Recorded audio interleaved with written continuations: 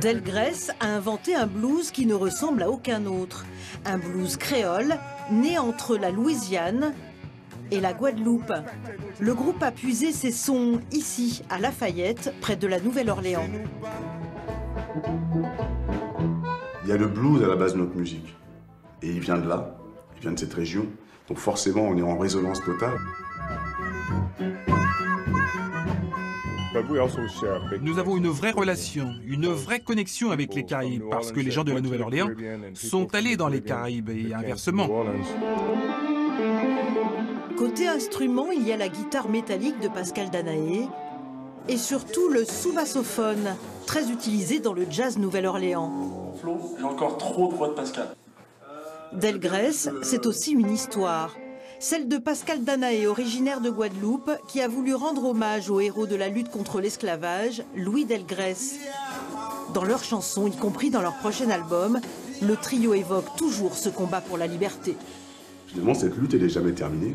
Et de même, les thèmes qu'on va aborder dans cet album, qu'on a abordé dans cet album, sont des thèmes qui sont très liés à l'expérience de mes parents, de ma famille, mais qui sont incroyablement universels et incroyablement d'actualité. Il y a toujours ce créole qui est omniprésent. Et de manière plus générale, on peut dire que ça parle aussi des inégalités. Donc ça, c'est un thème qui perdure et qui perdurera encore longtemps.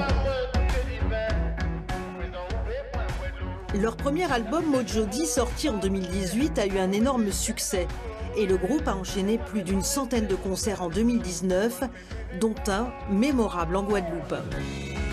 Et c'était un moment absolument merveilleux, un public génial. Enfin, c'était un concert d'une richesse incroyable. On avait des émotions, on a pleuré sur scène. C'était à Basse-Terre, à l'archipel. Et les gens étaient debout, ils ne voulaient pas partir.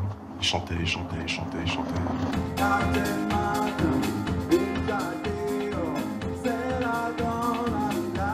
Delgrès vient de reprendre la route des concerts. Ils ont sorti un nouveau single et un clip, 4 heures du matin, tourné dans les entrepôts du Havre et inspiré de l'histoire du père de Pascal.